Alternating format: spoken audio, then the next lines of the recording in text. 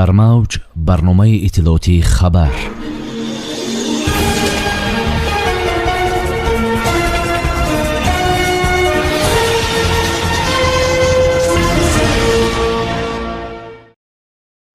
ҳамла бо корд ба муфтии тоҷикистон. Абдулқодирзода захмӣ шудааст.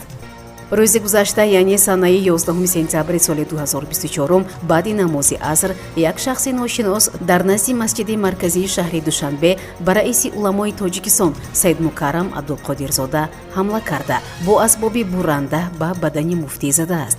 дар ин бора вазорати корҳои дохилии ҷумҳурии Тоҷикистон иттилоъ медиҳад. ба гуфтаи манбаъ, ҳодиса соати 17:20 рух дода. гумонбар бо ҳиссиёти авбошӣ ин амалро анҷом додааст.